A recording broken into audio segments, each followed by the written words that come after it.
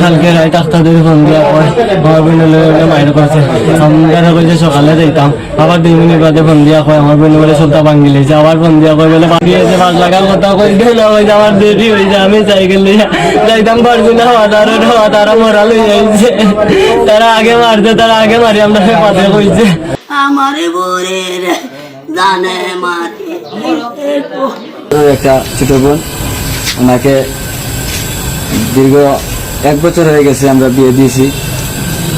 অনলাইনের মাধ্যমে বিয়েটা হয়েছে, বিয়ে দিয়েছি আমরা বড়ইউরিতে।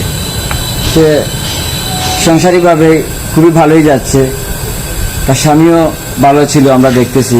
ইদানিং আপনার 4-5 মাস থেকে একটা দ্বন্দ্ব লাগছে আপনার সন্দেহ নিয়ে, এবং শাশুড়িও এটা নিয়ে ইয়ে করছে। তারপরে আমাদের বাসাতে আমরা আনছি, আমি আমাদের বোনকে 15 দিন 20 দিন রাখছি। তারপরে তার স্বামী আসছে, নিয়ে গেছে ওদের বাড়িতে। নেওয়ার পরে কয়দিন থাকে, তারপরে আবার মারামারি, এরকম করতে করতে আপনার গত পরশুদিন আমার ছোট ভাই মারুফ সে আমার বোনের বাড়িতে গেছে বেড়াইতে। 1 রাত থাকি, বাদের দিন সন্ধ্যা 6টার দিকে না 7টার দিকে মৌলিবাজারে আসে। আসার ওদিনই রাত্রে এই খুনি ইব্রাহিম আমার বোনকে শ্বাসরোধ করে হত্যা করে। তারপরে আমাদেরকে রাত্রে ফোন দেয় 12:30টার সময়, যে তোমার বোন তো মারা গেছে। তো আমি একটু দূরে আসছিলাম, একাটুনে আসছিলাম, আর আমার এরা তো সব টাউনে থাকে, আমার বাবা মা ভাই টাউনে থাকে। আমি আসতে একটু লেট হয়ে গেছে, তারা সিএনজিতে করে নিয়ে সদরের সামনে রেখে তারা চলে গেছে। আর ওদের খবর নাই। রাতে সারা রাত্রে আমি টুকাইছি, থানাতে যাই জিজ্ঞেস করলাম যে ওরা কই, আমার বোনের স্বামী কই, ওর শাশুড়ি কই। ওরা বলতেছে এরা তো থানাতে আসছিল, এদেরকে চেয়ারম্যানে নিয়ে চলে গেছে। যাই দেখেন সদরে পান নাকি। আমি সদরে অনেক খোঁজাখুঁজি করে তাদেরকে পাই নাই।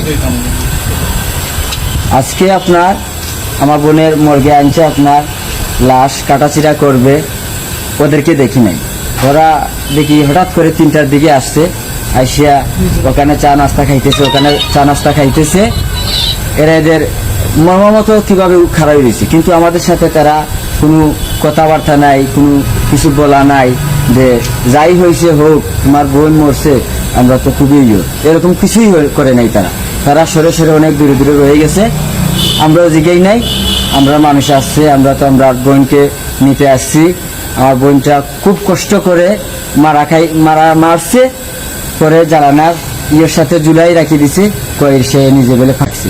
যদি আমার বোন তাহলে ওর ভাই ওদিনই ওর বাড়ি থেকে মৌলিবাজার আসছে, বেড়াইতে গেছে। ওদিনই ওর ভাইকে বললো না যে ভাইয়া আমার বোন আমাকে তো মারি ফেলাবো, তুমি যাইও না।